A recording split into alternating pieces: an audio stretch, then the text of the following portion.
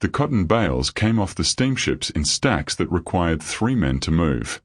Isaac Laurent moved them alone. His skin burned under the Louisiana sun despite the long-sleeved shirt he wore in August heat. The other dockworkers kept their distance, making the sign of the cross when they thought he wasn't looking. His pale skin, nearly translucent in direct light, and his pink eyes marked him as cursed in their estimation. Bad luck to work too close to, worse luck to speak to directly. Isaac had learned to make this work for him. His isolation meant less supervision, fewer questions, and occasionally, in the brief moments between loads, a chance to rest in the shade of the warehouse overhang where the sun couldn't reach him. "Move faster, Ghost." The overseer's voice carried across the dock without anger, just flat command. The nickname had followed Isaac through 3 owners. He no longer remembered his mother or whether she had chosen the name Isaac or if some owner had assigned it later. He lifted another bale, feeling the familiar burn in his shoulders and back. He was 26 years old and had been working these docks for Jean-Baptiste Messier for 2 years. Messier owned a small shipping operation, 5 enslaved people, and an ever-growing pile of gambling debts that he discussed too loudly when drunk. Isaac. The voice was quieter, closer. Solomon, the oldest of Messier's workers, stood near the warehouse entrance with a water bucket. He was perhaps 60, had survived 2 owners before Messier, and possessed the rare ability to speak to Isaac as though he was simply another man. Isaac drank without speaking. Solomon waited until the overseer moved to the far end of the dock before saying, "Messier's agitated today. Lost money last night." This was Solomon's way of warning him. When Messier lost money, he looked for ways to recoup it, which usually meant longer work hours, reduced rations, or occasionally, violence that served no purpose except to make Messier feel in control of something. "Appreciated," Isaac said, the most words he'd spoken all day. Solomon studied him with eyes that had seen too much. "You're strong, Isaac. Stronger than most. But strength without direction just makes you useful to men like Messier. Remember that." Before Isaac could ask what that meant, Solomon moved away, carrying his water bucket to the other workers who accepted it without the hesitation they showed Isaac. The afternoon stretched into evening.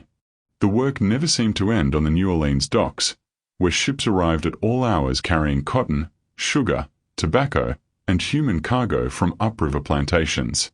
Isaac had been born on one of those plantations, though he remembered little except the sugar cane fields and the uncomfortable way his mother's owner's wife had looked at him before insisting he be sold. He'd been 8 years old then. The albinism had manifested fully by that age, making him an object of superstition. His mother had died giving birth to him, which the plantation owner's wife interpreted as divine punishment for bringing a cursed child into the world. The fact that his mother had been forced to conceive him by the plantation owner's brother was a detail no one mentioned in polite company. That was 18 years ago. Since then, Isaac had been sold 3 times, each owner eventually growing uncomfortable with his appearance, finding reasons to pass him along to someone else. Messier had bought him cheap from a Mississippi planter who claimed Isaac was bringing bad luck to his cotton crop.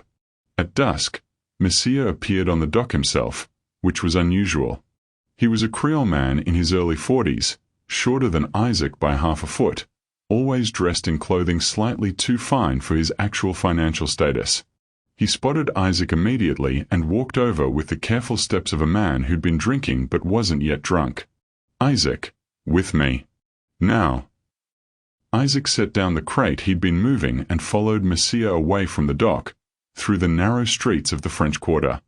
They walked in silence past the elegant townhouses with their iron balconies, past the markets closing for the evening, past the cathedral where bells rang for vespers. Messier finally spoke when they reached a warehouse on Chupatula Street, set back from the main thoroughfare. "I need you to do something tonight. You'll be compensated with extra rations." Extra rations meant nothing. Isaac received enough food to work, nothing more. The promise was meaningless, but he'd learned not to argue with owners who were making an effort to sound reasonable. Inside the warehouse, Isaac understood immediately what was happening. The space had been cleared except for a makeshift ring roped off in the center. 50 men, all white, all clearly wealthy based on their clothing, stood around drinking and talking loudly. Money was already changing hands. The floor still had bloodstains from whatever had happened here earlier. "You're going to fight," Messiah said, and his voice carried a desperate edge that Isaac recognized from men who'd bet beyond their means. "Just fight. Use your strength. Win, and I'll clear a significant debt." Isaac looked at the ring, at the crowd, at the blood on the floor. He'd never been in a formal fight before. Dockworkers learned to avoid physical confrontations because any injury could mean being unable to work, which meant punishment or sale. But he'd seen enough fights to understand the basics. Hurt the other person more than they hurt you.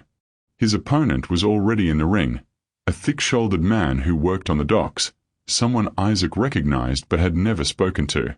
The man had a reputation as a brawler, someone who settled disputes with his fists and usually won. Someone pushed Isaac toward the ring. He climbed through the ropes. The crowd noise increased, and he realized they were reacting to his appearance, to the spectacle of his pale skin and pink eyes under the lantern light.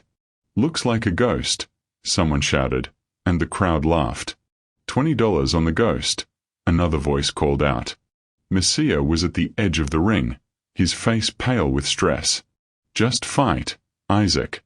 Fight until he can't stand." There was no referee, no rules explained, no warning. The other fighter simply came at Isaac with both fists swinging. The first punch caught Isaac in the jaw, snapping his head back. The second hit his ribs. He stumbled backward, raising his arms defensively, trying to process what was happening. The crowd roared. Money changed hands as odds shifted. The fighter pressed forward, confident, experienced. He aimed for Isaac's body, short hard punches designed to break ribs and knock out air. Isaac absorbed them, backing up, his mind working faster than his body. The fighter was skilled but shorter, had to reach up to hit Isaac's face, which meant he was vulnerable when he overextended. Isaac stopped retreating. When the next punch came high, he stepped inside it and drove his fist into the fighter's stomach with all the strength he used to move cotton bales. The man's air left him in a rush. Isaac hit him again, same spot, then grabbed him and threw him bodily toward the ropes. The crowd noise changed pitch, became more excited. Isaac understood in that moment that they didn't care who won. They cared about the spectacle, the violence, the money moving between them. The fighter recovered, came back more cautiously. They traded punches for what felt like hours but was probably minutes. Isaac's face swelled, his ribs screamed, his knuckle split. But he was stronger, could take more punishment, and eventually the other fighter's legs gave out. He went down on one knee, tried to rise, and collapsed. The crowd exploded. Isaac stood in the center of the ring, breathing hard, tasting blood. Messiah was ecstatic, jumping and shouting, collecting money from men who looked annoyed at having lost their bets. Someone threw a rag at Isaac to wipe the blood from his face. No one spoke to him directly. He was entertainment, not a person to be acknowledged. On the walk back to Messiah's property, his owner talked non-stop about the money he'd won, the debts he'd cleared, the opportunities this opened up. Isaac said nothing, focusing on walking despite his injuries, already feeling his body starting to stiffen. "We'll do this again," Messiah said. "There's good money in this. I'll get you proper meals, time to recover. You're valuable now, Isaac. Remember that." Valuable. The word landed in Isaac's mind and stayed there. He'd been called cursed, unlucky, disturbing, unsettling. Never valuable. When they reached Messiah's property, Isaac was locked in his usual quarters, a small room attached to the main house's kitchen. Solomon was still awake, sitting outside in the darkness. He looked at Isaac's battered face and said nothing for a long moment. Then, "So it begins." "What begins?" "You'll see. Men like Messiah, they find something profitable, they squeeze it until it breaks." Solomon stood slowly, his joints audibly protesting. The question is what you'll do before you break. Isaac lay on his thin mattress, every part of his body aching, and thought about the money that had changed hands over his violence. Hundreds of dollars, maybe thousands, all because he'd beaten another man bloody for entertainment. He'd been sold 3 times for prices ranging from $300 to $600. Tonight, men had wagered more than his purchase price on a single fight. The calculation began then, in that dark room, in that moment of pain. If his violence had value, if his cursed appearance made him profitable, then perhaps that value could be converted into something other than Messiah's benefit. The thought was dangerous, possibly suicidal. But it lodged in his mind and refused to leave. Outside, the New Orleans night continued its noise, the city that never quite slept, built on the labor of people who had no choice but to provide it. Isaac closed his eyes and let his body begin the work of healing, knowing that Messiah would send him back into that ring soon. The only question was what Isaac would do about it. The second fight came 3 weeks later. Isaac's body had healed, though his ribs still protested certain movements. Messiah fed him better during those weeks, gave him lighter work on the docks, even provided salve for his cuts. The investment was obvious. Damaged property couldn't perform. The venue changed.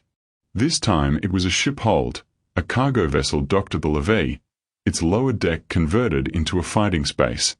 The crowd was larger, perhaps 75 men, and the noise was worse in the confined space. Isaac recognized some faces from the first fight. His opponent was different, a free black man named Thomas who fought for prize money, not because he was forced to. He was perhaps 30, lean and quick where Isaac was heavy and powerful. They met in the center of the ring, and Thomas looked at Isaac with an expression that might have been sympathy. "Nothing personal," Thomas said quietly. "I need the money." "I understand," Isaac replied. And he did. They were both trapped by economics, just in different ways. The fight was faster than the first, more technical. Thomas knew how to avoid Isaac's power, how to dart in and out, landing punches and retreating before Isaac could respond. But Isaac was learning, adapting, using his reach to cut off Thomas's movement. In the end, Isaac's endurance decided it. Thomas tired, slowed by a fraction, and Isaac caught him with a combination that sent him down. Thomas rose once, went down again, and stayed down. The crowd's reaction was louder this time. They were starting to chant, "Ghost! Ghost! Ghost!" Messiah collected his winnings and was already talking to other men about future matches before Isaac had left the ring.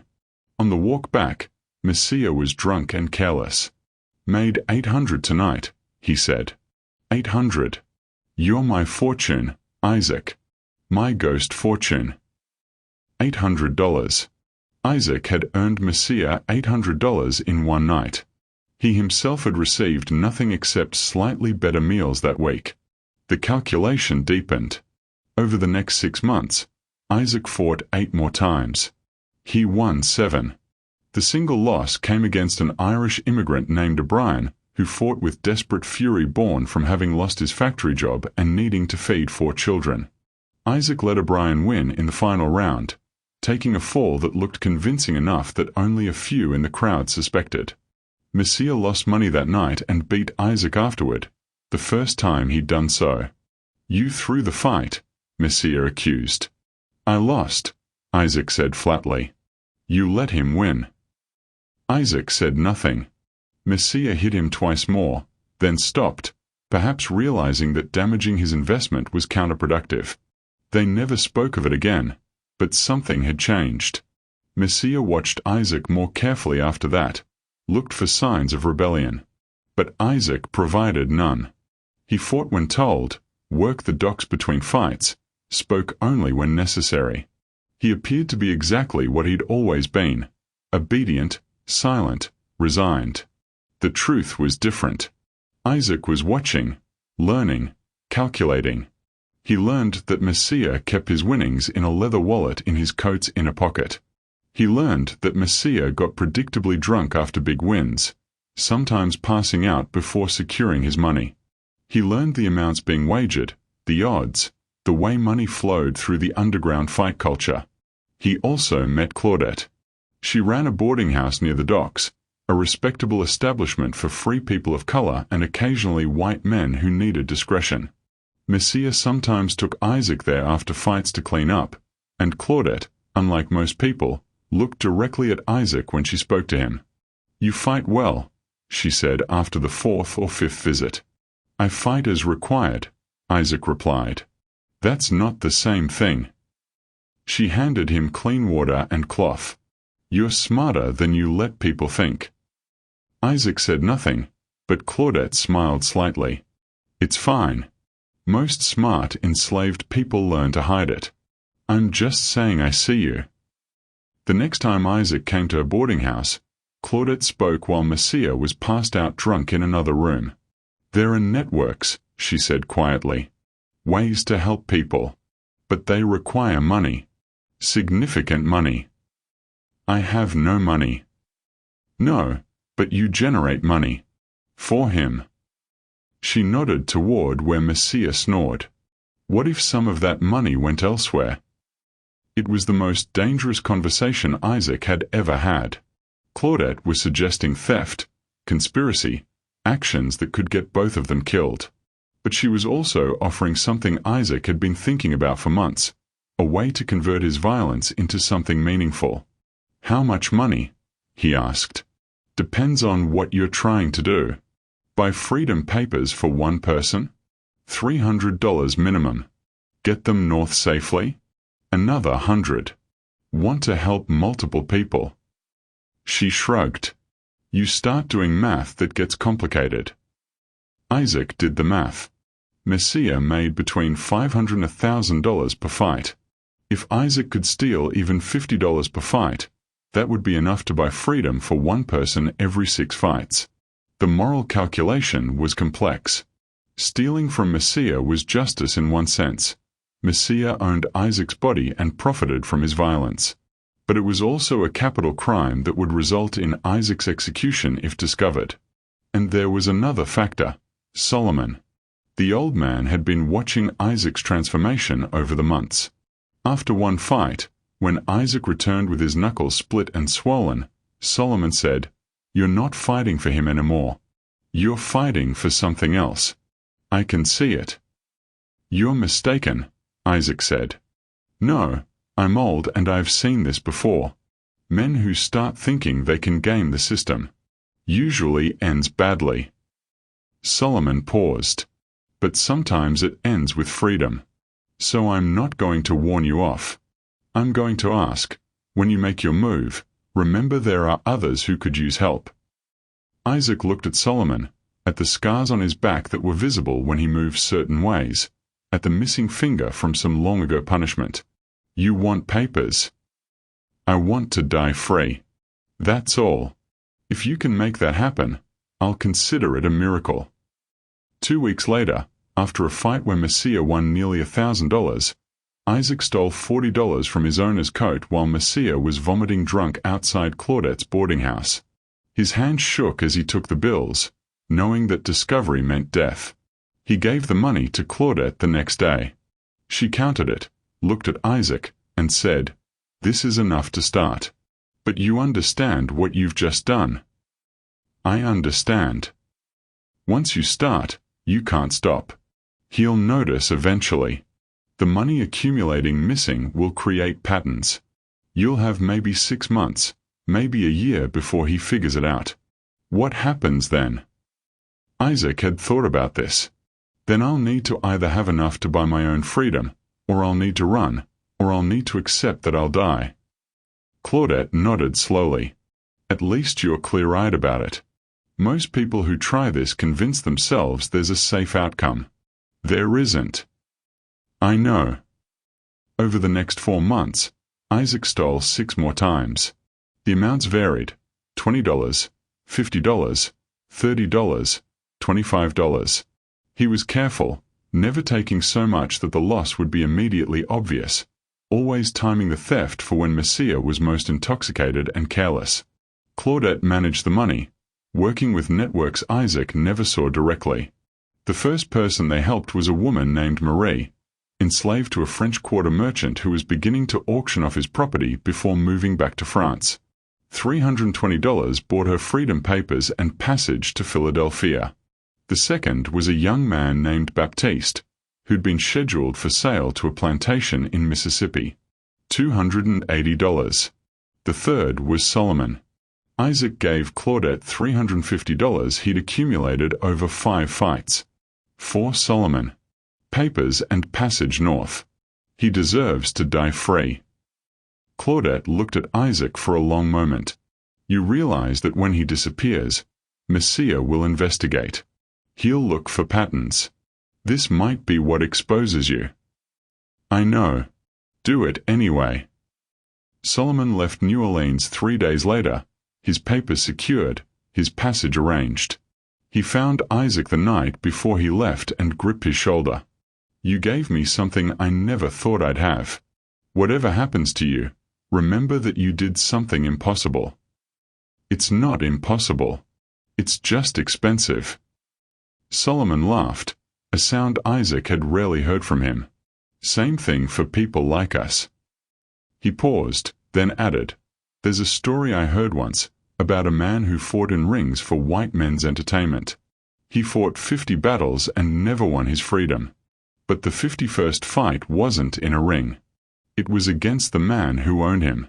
That's the one that mattered. Isaac didn't fully understand the story's meaning then. Later, he would. When Messiah discovered Solomon gone, he raged for hours. He questioned Isaac aggressively, accused him of helping, threatened punishment. Isaac maintained perfect ignorance, and eventually Messiah's suspicion faded to frustrated acceptance. Enslaved people ran sometimes. It happened. Usually they were caught, but sometimes they made it. But Messiah changed after that. He watched his other workers more carefully. He counted his money more frequently. And he watched Isaac with particular attention, perhaps recognizing that Isaac's value made him the most likely to have resources others didn't. Isaac continued fighting. His reputation grew. People came specifically to see the ghost, to watch the albino fighter who'd won 17 fights, now 19, now 23. The purses increased with his fame. Messiah's betting became more aggressive. And Isaac continued stealing, smaller amounts now, more carefully. But he was racing against time. Eventually, Messiah would notice the pattern. Eventually, the calculation would become obvious. The question was whether Isaac could help enough people before that happened. By the time he'd fought 30 fights, Isaac had helped free 7 people with stolen money. 7 lives extracted from slavery's grip through violence and theft. It wasn't enough. It would never be enough. But it was something.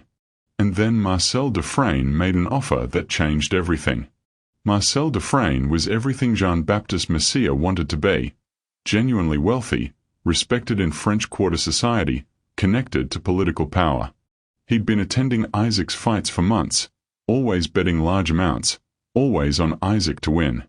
He approached Messiah after Isaac's 38th victory, this one against a fighter brought from Mobile specifically to defeat the ghost.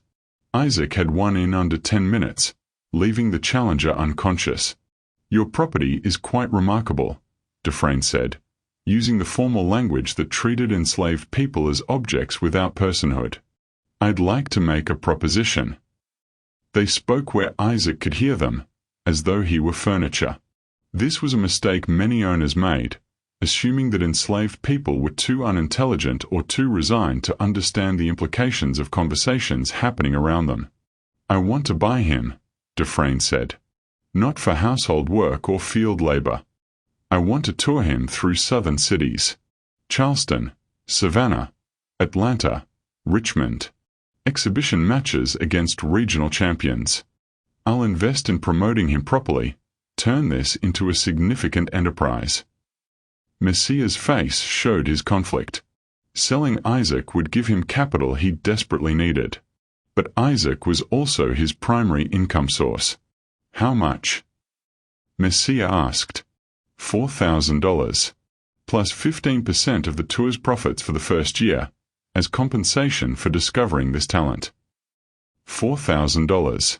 It was more money than Messiah had ever possessed at one time. Isaac absorbed this information while appearing to focus on wrapping his bruised hands. A sale to Dufresne meant leaving New Orleans, leaving Claudette's network, leaving any possibility of continuing the freedom purchases. It meant being locked into fighting professionally until his body broke. He'd seen what happened to fighters who lasted too long. There was a man named Pierre who fought in some of the same venues, a massive enslaved fighter who'd been at it for 5 years. Pierre's eyes were dead, his speech slurred from too many head blows, his body moving with the mechanical precision of someone who'd been reduced to a function rather than a person. Isaac couldn't become Pierre. Wouldn't.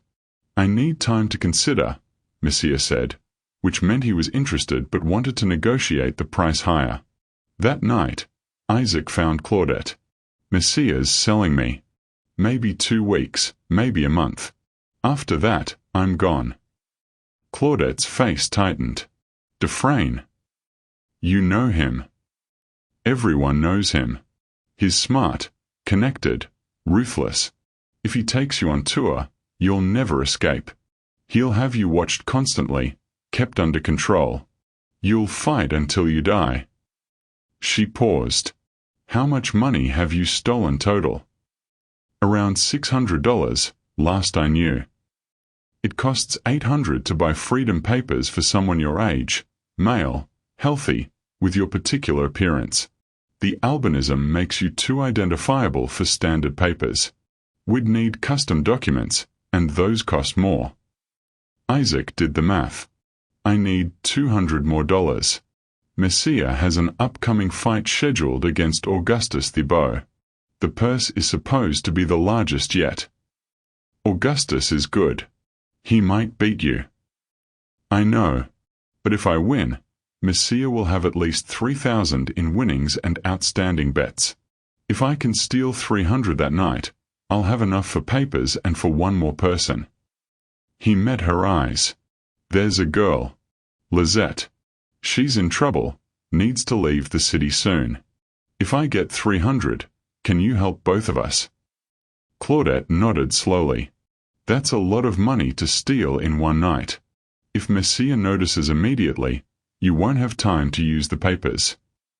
Then I'll need him not to notice until morning. Can you help with that?" "Possibly. But Isaac, you understand what this means? You'll be running from both Messiah and Dufresne. They'll put rewards on you. Your appearance makes you impossible to hide." "I know. And there's another problem. If you run, Messiah will take his rage out on the others he owns. Have you thought about them?" Isaac had. The calculation haunted him. His freedom versus the suffering his escape might cause others. But staying meant becoming Pierre, meant fighting until his mind broke or his body failed. "I can't save everyone," he said finally. "I can barely save myself." Claudette didn't argue. She'd seen this calculation made many times, knew that resistance always had costs, that there were no clean escapes from slavery. The Augustus fight was scheduled for 3 weeks later. During that time, Isaac trained harder than ever. Messiah, sensing the importance of this match, reduced Isaac's dock work entirely, focused him solely on preparation. Isaac also noticed increased surveillance. Messiah was counting his money more carefully, checking his wallets, asking subtle questions about whether Isaac had noticed any missing items. The stolen money pattern hadn't been discovered yet, but Messiah's paranoia was growing. 2 weeks before the fight, a man named Marcus approached Isaac at the docks. Marcus was an enslaved fighter Isaac had met at several matches, belonged to a warehouse owner who bet on him regularly. "Need to warn you about something," Marcus said quietly. "Owners sometimes arrange for their fighters to lose if the odds get favorable enough. They bet against their own property, make more money from the loss than the win. My owner did it to me once. Beat me afterward for losing, but he'd planned the whole thing." "Why tell me this?" "Because I see what you're doing. The way you fight, the way you think. You're not resigned like most of us. Whatever plan you have, remember that Messiah will sacrifice you the moment it benefits him more than keeping you does. Isaac thought about this. Did your owner's plan work? He made money, yes. But I was injured badly in that fight, couldn't work for 2 months. He sold me after that. Marcus showed his arm, where a bone had healed incorrectly, leaving it slightly crooked. I'm not as valuable anymore. Fewer fights, lower purses. Eventually, I'll be worthless. It was a reminder of the fragility of Isaac's position. His value was entirely dependent on his ability to win fights, to generate profit. The moment that ended, he became a liability. The night before the Augustus fight, Isaac couldn't sleep. He lay in his locked room and thought about the 7 people he'd helped free, about Solomon dying free somewhere in the north, about Lizette who needed $300 to escape her owner's son who'd been assaulting her. He thought about his mother, who he barely remembered, who died bringing him into a world that treated him as cursed from birth. He thought about 47 fights, counting the Augustus match would make 48, about the thousands of dollars that had been wagered on his body, about the entertainment he'd provided to men who would never see him as human. And he thought about Pierre, about dead eyes and slurred speech, about the inevitable end of every fighter who stayed in the game too long. Tomorrow, he would fight Augustus. Tomorrow, he would try to steal enough money to buy freedom. Tomorrow, everything would change or everything would end. Outside, New Orleans continued its endless noise, the city built on suffering and survival, where people like Isaac were property in law but somehow still found ways to resist. He finally slept near dawn, and dreamed of a fight that wasn't in a ring. The warehouse on Chupatula Street had never held so many people. Over 200 men crowded around the ring, their voices creating a wall of noise that made Isaac's ears ring. Money changed hands constantly as bets were placed, adjusted, doubled.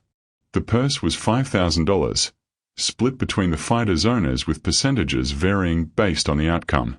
Messiah was visibly nervous, had been drinking since noon but wasn't yet drunk. He'd wagered everything he could borrow on Isaac to win, convinced that the ghost couldn't be beaten. Dufresne stood nearby, already treating Isaac like property he owned, discussing the tour schedule with other businessmen. Claudette was there, dressed as a servant helping with drinks, moving through the crowd with a tray. She caught Isaac's eye once, a brief glance that confirmed the plan was active. Augustus the Beau arrived with quiet dignity. He was 33, had been free his entire life, fought because it paid better than most work available to free black men in the South. He was lean where Isaac was massive, precise where Isaac was powerful. They'd fought once before, months ago, and Isaac had won by endurance. In the moments before the fight, while the crowd roared and money flew, Augustus looked at Isaac and said, "You're fighting for someone else. I'm fighting for myself. That's the only difference between us." The words hit harder than any punch would. The fight began. Augustus was faster than Isaac remembered, more technical. He targeted Isaac's old injuries with surgical precision, hitting the ribs that had been broken twice before, the shoulder that never quite healed right, the left eye that swelled easily.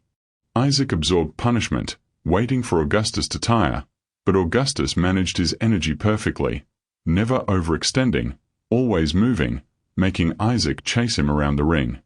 The crowd's noise rose and fell with the action.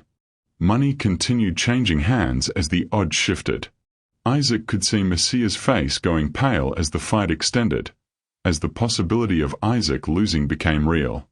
In the third round, Augustus landed a combination that staggered Isaac, drawing blood from his nose and splitting his eyebrow. The crowd went wild. Messiah was shouting something Isaac couldn't hear over the noise. And in that moment of chaos, Claudette moved to where Messiah had thrown his coat over a chair. Her hands were quick, practiced. She reached into the inner pocket, removed the leather wallet, counted the contents with her fingers without looking, took what she needed, replaced the wallet, and moved away. The entire theft took perhaps 10 seconds, hidden in the crowd's frenzy as Isaac took punishment in the ring. Isaac saw none of this. He only knew that Augustus was systematically breaking him down, that his plan was failing, that he was about to lose the most important fight of his life. Then he remembered Solomon's story. About 50 fights in rings that didn't matter, and one fight outside a ring that did. Isaac stopped trying to fight Augustus's fight. He stopped being defensive, stopped trying to match technique with technique. He simply came forward, absorbing punches, using his size and weight to crowd Augustus against the ropes. Augustus was skilled enough to escape, but Isaac was relentless. He pushed forward like a storm, overwhelming technique with pure physical presence. Augustus hit him, hard shots that would have dropped most fighters, but Isaac kept coming. The tide shifted. Augustus began to tire, his movements losing their precision. Isaac landed a body shot that folded Augustus slightly, then another, then a third. Augustus's defense crumbled. In the final exchange, Isaac hit Augustus with a right hand that sent him down. Augustus tried to rise, made it to one knee, and stayed there, unable to continue. The crowd exploded. Messiah was jumping, screaming, grabbing Isaac's arm and raising it as though he'd personally won the fight. Money flowed everywhere. The purse was collected, winnings were distributed, and Messiah found himself suddenly holding more cash than he'd ever possessed. Isaac barely registered any of this. His face was a mess, his body was a catalogue of pain, and his mind was focused on one thing, whether Claudette had succeeded. They went to Claudette's boarding house, Messiah and Isaac and several other drunken men celebrating the night's entertainment.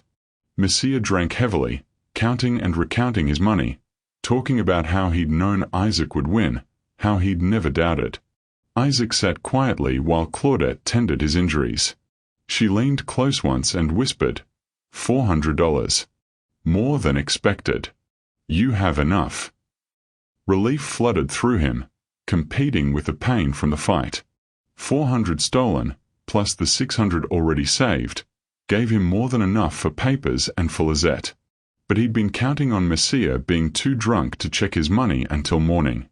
Instead, perhaps an hour after arriving at Claudette's, Messiah suddenly pulled out his wallet and started counting the contents. Isaac watched this happen, his body tensing despite his exhaustion. Messiah counted once, frowned, counted again. His face changed, confusion giving way to suspicion. "Where's my money?" he said, voice cutting through the conversation. Everyone stopped. Messiah was staring at his wallet, at the men around him, his paranoia flooding back. "I had $3,200. There's only $2,800 here. $400 is missing."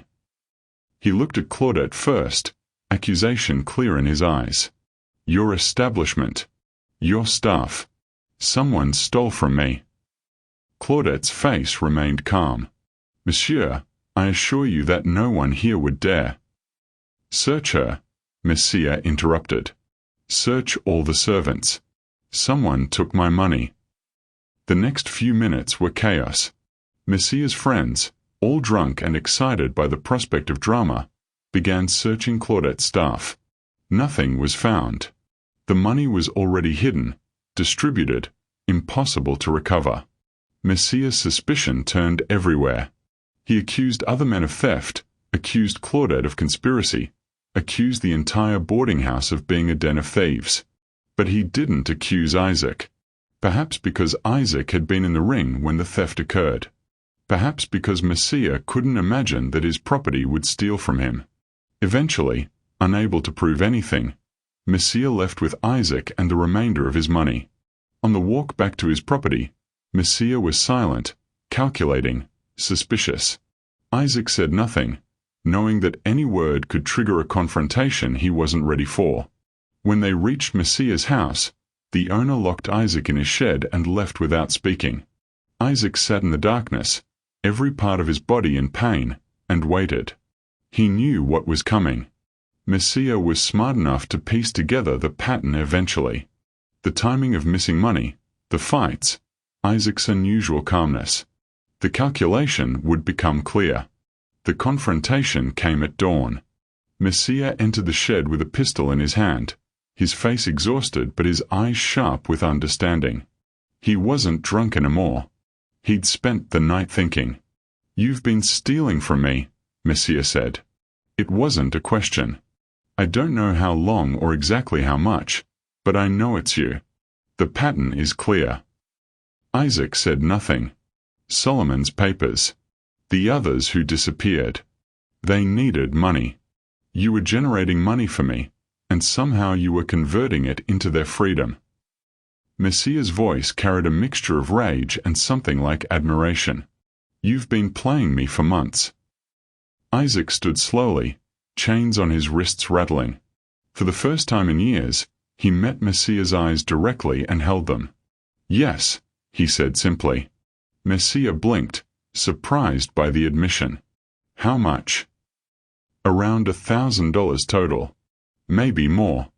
I lost count." Isaac kept his voice level. "7 people are free because of money I stole from you. Solomon, Marie, Baptiste, others. You realize what this means? I could have you hanged. I should have you hanged." "I know." "Then why?" Messiah's voice rose. "Why risk everything? You were valuable to me, Isaac. I would have kept you fighting, kept you fed and housed. Why throw that away?" Isaac looked at this man who'd owned him for 2 years, who'd forced him into rings to be beaten for entertainment, who'd profited from every drop of blood Isaac had spilled, and said, "Because being valuable to you meant being nothing to myself." Messiah's face flushed with anger. "Philosophical nonsense. Your property. You don't get to decide your value." "You're right. I don't get to decide. But I did it anyway." Isaac took a step forward. The pistol in Messiah's hand wavered slightly. "You're going to sell me to Dufresne today. You already decided. The tour will make you more money than keeping me here, and you don't trust me anymore. So this conversation is really just you deciding whether to kill me first or not." "I haven't decided anything," Messiah said, but his tone suggested Isaac was correct. "Then let me make it simple for you. I have nothing left to lose. You can sell me, and I'll escape. You can kill me, and you lose your investment. Or," Isaac paused, calculating one last time, "or I can make you an offer." "You have nothing to offer me." "I have information. About the other fighters, about the people who run the rings, about the betting networks. Names, locations, amounts. Things that could be valuable to someone like Dufresne." Isaac was improvising now, building a bluff from fragments of truth. "You sell that information along with me, you increase my value. Dufresne pays more, you profit more, and I'm someone else's problem." Messiah's eyes narrowed. "You're lying." "Maybe. But you can't be sure." Isaac took another step forward. "Or you can shoot me right now, lose everything you invested in me, and explain to Dufresne why his prizefighter is dead." For a long moment, neither man moved. The pistol remained pointed at Isaac's chest. Messiah's finger was on the trigger. One squeeze and the conversation ended permanently. Then Messiah lowered the weapon slowly. "Dufresne is coming this afternoon to finalize the purchase. You'll tell him everything you know about the fighting networks. If I suspect you're withholding information, I'll make sure your last months are spent in agony. Understood?" "Understood." Messiah left, locking the shed behind him. Isaac sat back down, his heart hammering despite his outward calm. The bluff had worked, but only partially. He'd bought himself a few hours, maybe a day. After that, he'd be Dufresne's property, touring southern cities, fighting until his body or mind broke. Unless he ran. The thought had been building for months, but now it crystallized into decision. He had papers waiting with Claudette, forged but high quality. He had some money. He had a few hours before Dufresne arrived. The question was whether he could escape Messiah's property, reach Claudette's boarding house, and disappear into New Orleans before being caught. The odds weren't good. His appearance made him instantly recognizable. Messiah would raise an alarm immediately. The entire city would be looking for an escaped albino man within hours. But the alternative was becoming Pierre, was fighting in rings until there was nothing left of Isaac Laurent except a body that performed violence on command. He made his decision. When Messiah's house servant brought food at midday, Isaac was ready. He'd been working on the shed's window for hours, using a nail he'd found to gradually weaken the wood frame. When the servant opened the door, Isaac moved fast, shoving past and running. He heard shouting behind him immediately. Messiah's voice, the servant's voice, then others joining as the alarm spread. Isaac ran through the French Quarter streets, his pale skin drawing stares and shouts, people pointing as he passed. He knew these streets from 2 years of walking them, knew the shortcuts and the crowd patterns. He pushed through the market on Royal Street, scattering vendors, using the chaos to gain distance. His body screamed from the previous night's fight, but adrenaline pushed him forward. Claudette's boarding house was 6 blocks away. He covered 4 blocks before he heard the first pistol shot, the ball hitting brick near his head. Someone was following, shooting. He turned down an alley, came out near the docks, saw the crowds of workers and shipping traffic. For a moment he considered trying to board a ship, stowing away, but that was suicide. Every captain knew to watch for runaways. 3 blocks to Claudette's. More shouts behind him. The crowd was turning hostile, realizing he was an escaped slave, some people trying to grab him as he passed. He fought through them, using his strength to break free, leaving bruises but not stopping. 2 blocks. He could see Claudette's building now. The door was open, as though she'd been expecting him. He put everything he had into one final sprint, his lungs burning, his vision starting to blur. He reached the door. Claudette pulled him inside and slammed it shut, throwing the bolt. Your papers are ready. Clothes. Money. Everything. They're right behind me. I know. There's a back exit, leads to the levee. Steamship leaves for Baton Rouge in 20 minutes. You have a ticket. She handed him a bundle. Change clothes now. Fast. Isaac stripped out of his blooded shirt, pulled on the new clothes Claudette provided. Plain laborious outfit, wide-brimmed hat to shade his face. She handed him dark glasses. Not perfect, but better than nothing. Pounding on the front door. Messiah's voice shouting Claudette's name, demanding she open, threatening legal action. Go, Claudette said. Backstairs, turn left at the bottom, run for the docks. Don't look back. Isaac grabbed the bundle, started toward the stairs, then turned back. Why help me? You could be arrested for this. Because 7 people are free because of you. Because you fought 47 times and didn't break. Because sometimes helping someone escape is the only resistance available. She pushed him toward the stairs. Now go before Messiah breaks down my door. Isaac ran down the back stairs, emerged into an alley, turned left toward the Mississippi River. Behind him, he heard the front door splintering as Messiah and others broke through. The docks were crowded with afternoon shipping traffic. Isaac forced himself to walk normally, not run, just another laborer heading to work. His hat was pulled low, glasses hiding his distinctive eyes.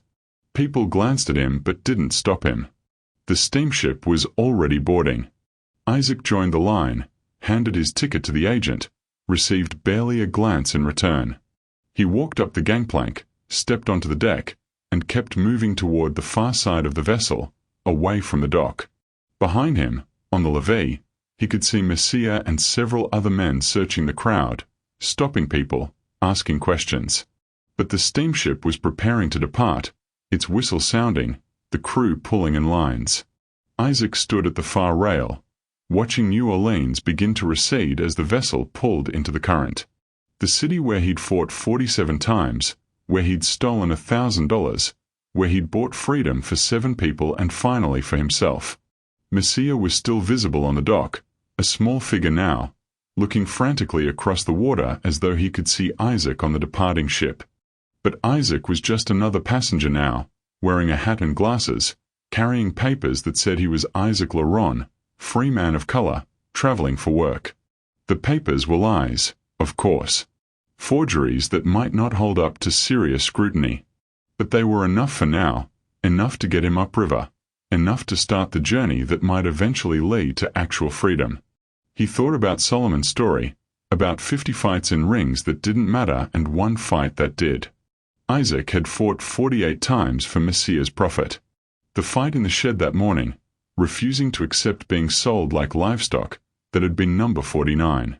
This escape, this moment of choosing freedom over safety, this was 50. He didn't know what came after 50. The North, maybe. Canada, if he could get that far. A life where he wasn't property, where his appearance was simply unusual rather than cursed, where his strength was his own rather than someone else's investment. Behind him, New Orleans disappeared into the afternoon haze. Ahead, the Mississippi stretched wide and brown, carrying him towards something he'd never had before, the possibility of choosing his own direction. His body ached from the Augustus fight, his face was swollen and bruised, his knuckles were split and raw. But for the first time in his life, the pain was his own. He'd earned it in the ring, but he was escaping with it as a free man. Or close enough to free for now. The steamship pushed upriver, and Isaac Laron, the ghost of New Orleans, disappeared into the afternoon, leaving behind a legend and a ledger that didn't balance but somehow still counted as victory. The reward notices appeared throughout New Orleans within 24 hours of Isaac's escape. $500 for information leading to his capture. The descriptions emphasized his albinism, his height, his scars from fighting. Messiah had even commissioned a crude sketch, though it captured little of Isaac's actual appearance beyond making him look vaguely monstrous. Jean-Baptiste Messiah spent 3 weeks pursuing every lead, checking every steamship manifest, questioning every dock worker. He hired men to search upriver, convinced that Isaac had headed north. The search cost him more than Isaac had ever stolen, but Messiah's rage drove him past economic rationality. Eventually, reality imposed itself. Messiah's debts, which he'd been managing through Isaac's fight winnings, came due. Dufresne demanded compensation for the failed sale. Other creditors lined up. Within 2 months, Messiah was forced to sell his shipping operation for a fraction of its value.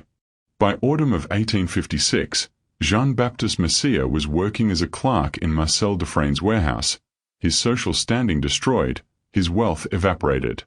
He never stopped talking about the Albino fighter who'd betrayed him, but after a while, people stopped listening. Some saw this as justice. Others saw it as inadequate. Messiah was poor but free, while countless enslaved people remained in bondage.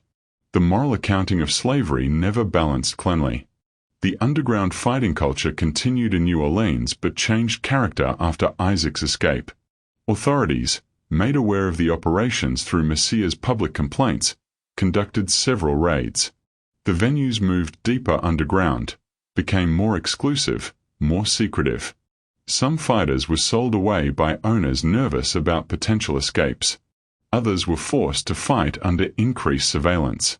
Pierre, the broken fighter Isaac had seen as a vision of his own possible future, was killed in a fight in late 1856. His owner had bet against him, arranged for him to lose, but the opponent hit too hard or Pierre's body had finally accumulated too much damage. He died in the ring while wealthy men counted their winnings. His death received no official notice. Augustus Thebault, the fighter Isaac had barely defeated, heard about Isaac's escape through the network of free black fighters and laborists. Years later, when asked about the ghost, Augustus said, he was fighting for someone else until he wasn't. Once he started fighting for himself, nothing could stop him. That's the difference between a slave and a free man, not the papers, but who you're fighting for. Claudette's boarding house was searched 3 times by authorities investigating Isaac's escape. Nothing incriminating was found. Her status as a free woman of color with property provided some legal protection, though she faced increased harassment afterward. She continued her work with the Underground Freedom Network, helping dozens more people over the following years. When questioned directly about Isaac, Claudette maintained that she'd merely provided lodging to Messiah after fights, that she knew nothing about any escape plans. This was technically true. She'd known about theft and paper forgery, but Isaac's actual escape had been his own desperate improvisation. The 7 people Isaac had helped free, Solomon, Marie, Baptiste, and 4 others, scattered across the north. Some made it to Canada. Some settled in Philadelphia or New York. One, a woman named Celine, eventually returned to New Orleans after the Civil War to search for family members left behind. Solomon died in 1859 in Chatham, Ontario, free for the 3 years before his death. Before dying, he told a local minister about the Albino fighter who'd bought his freedom with stolen money, describing Isaac as a man who fought 50 times and only won once, but that once was the only one that mattered. Lizette, the young woman Isaac's final theft had helped to free, made it to Philadelphia. She lived there for 6 decades, raised 4 children to adulthood, and died in 1918 at age 83. Near the end of her life, she told her grandchildren about the pale-skinned fighter who'd been called cursed but who'd saved her from horror. Her family preserved the story, and it became part of their oral history. Isaac's own journey proved more difficult than he'd anticipated. The steamship took him to Baton Rouge, where his forged papers passed initial inspection but drew suspicious looks. His appearance remained his greatest vulnerability, impossible to hide, impossible to explain away as anything normal. He worked on the docks in Baton Rouge for 2 weeks before someone recognized him from reward notices. He escaped again, this time heading west rather than north, moving through the Louisiana countryside and eventually into Texas. For 6 months, Isaac moved constantly, working brief stretches as a laborer, always moving before people's suspicion translated into action. His papers claim he was free, but in the South of the 1850s, any black person could be challenged to prove their status, and proof was whatever white authorities decided it was. He was captured once, in eastern Texas, by a slave patrol who didn't believe his papers. They held him for 3 days while trying to verify his ownership. Isaac escaped before they could contact Louisiana authorities, stealing a horse and riding north with nothing but the clothes he wore.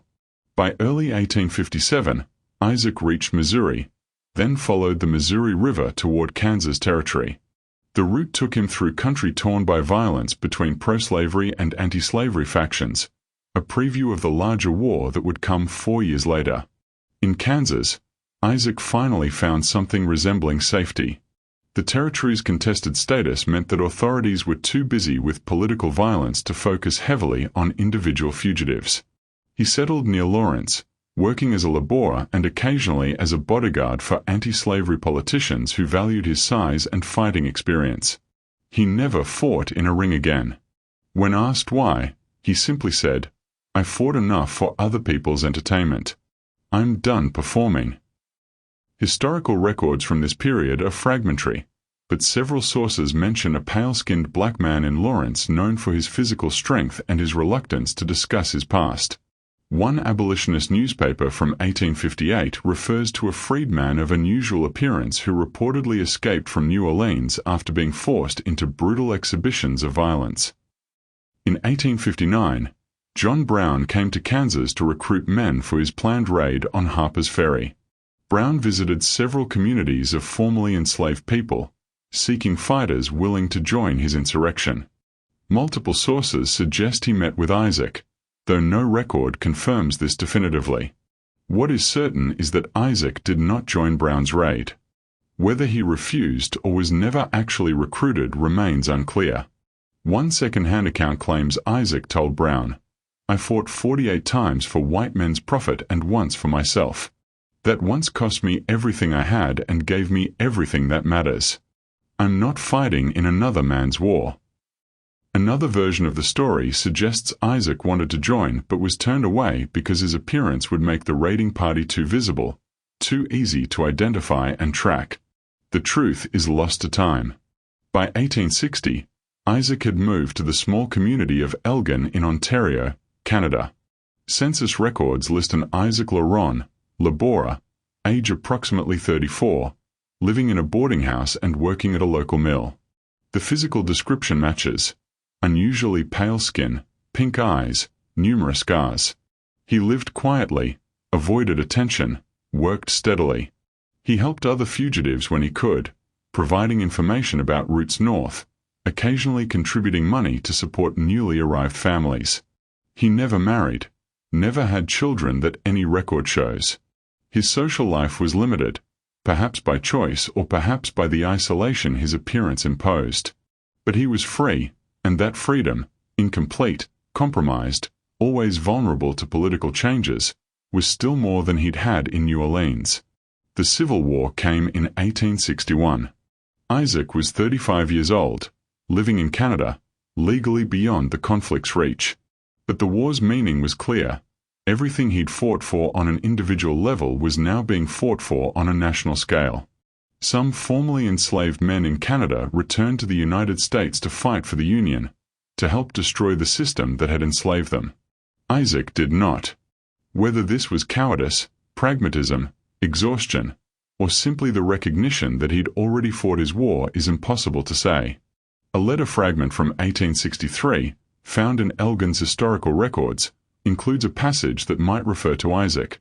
The pale man who lives near the mill says he fought 50 times before he learned that winning means nothing if you're fighting someone else's battle.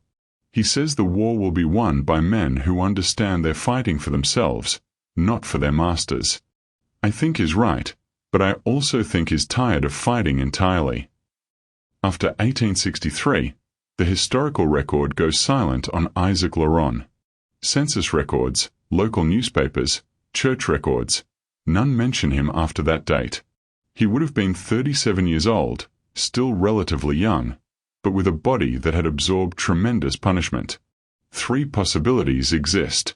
First, he died sometime between 1863 and 1865, perhaps from injuries accumulated during his fighting years, perhaps from disease or accident.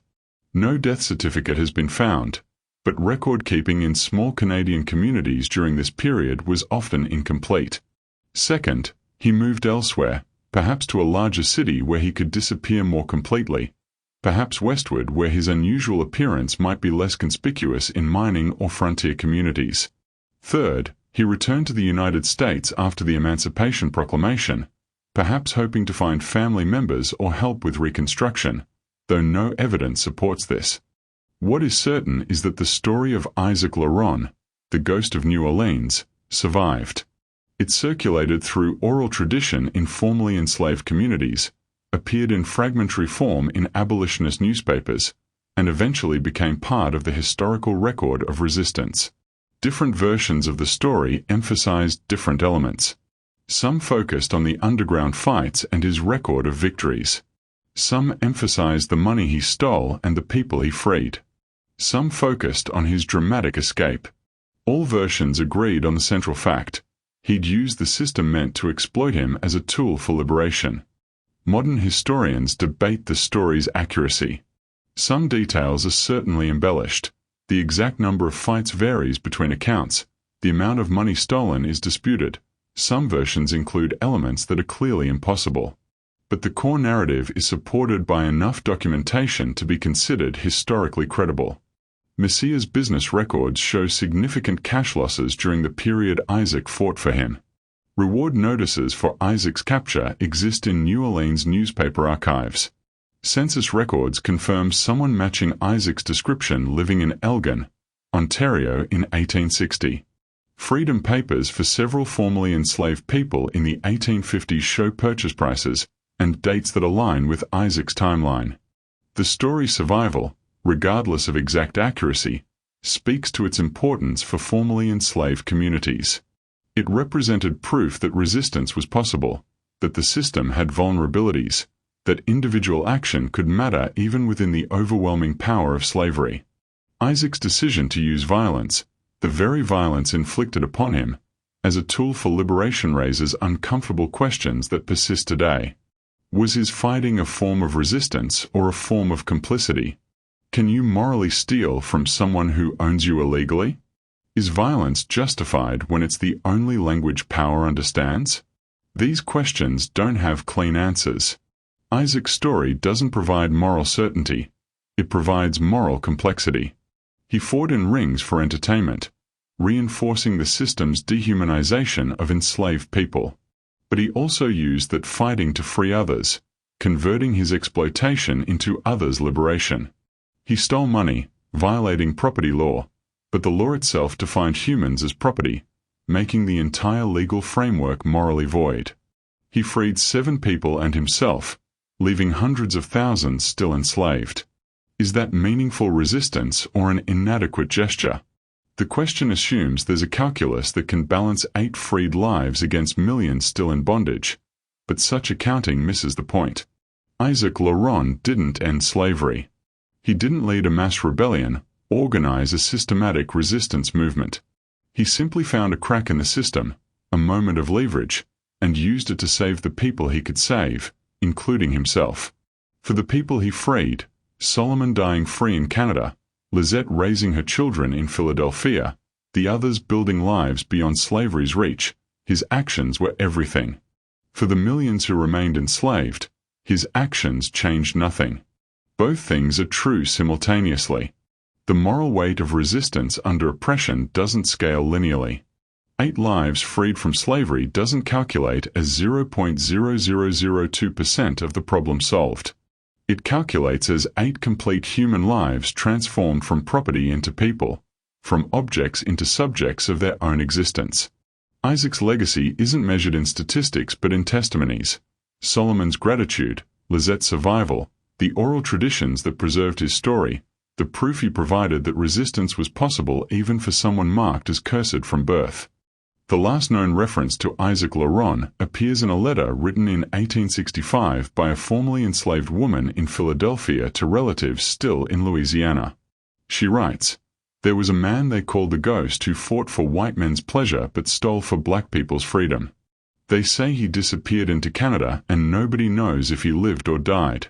But the people he freed are still here, still raising children, still building lives. So maybe it doesn't matter if the ghost is gone. What he did remains." Whether Isaac Laurent lived to see the 13th Amendment, whether he ever returned south, whether he found peace in his final years, these details are lost to history. What remains is the testimony of his 48 fights that meant nothing and his final fight that meant everything. What remains is the proof that even in a system designed to deny agency, individuals can find moments of choice. What remains is the evidence that resistance doesn't always look heroic or pure, but it counts anyway. The Ghost of New Orleans fought 50 times. He only won once, the time he fought for himself. But that once was enough to change 8 lives and to create a story that outlasted everyone involved. In the accounting of resistance, perhaps that's the only measure that matters. Not how many you saved, but that you tried when trying seemed impossible. Not whether you destroyed the system, but whether you refused to let it completely destroy you. Isaac Laurent, born into slavery, marked as cursed, forced to fight for entertainment, found a way to convert his curse into currency and his violence into liberation. He disappeared into history, leaving behind only fragments and testimonies, but those fragments testify to a truth that survives all documentation. Even in the darkest systems, in the most complete oppressions, human agency finds cracks to exploit. It's never enough. It's never clean. But it's absolutely necessary. The Ghost of New Orleans proves that sometimes survival is resistance, and sometimes resistance is simply refusing to accept the role you've been assigned, even when refusing costs everything you have. He fought for others' entertainment until he learned to fight for himself. Once he made that shift, nothing could hold him. That's the lesson that survives in oral traditions, in fragmentary records, in the testimony of descendants of the people he freed. Not that resistance is easy or safe or sufficient, but that it's possible, even for someone who starts with nothing except the strength to endure and the intelligence to calculate leverage from exploitation. Isaac Laurent, the Ghost of New Orleans, disappeared from the historical record in 1863, leaving behind more questions than answers. But the 8 lives he changed, including his own, testify that he existed, that he resisted, and that resistance mattered, even when it was inadequate, even when it was dangerous, even when it cost everything. In the end, perhaps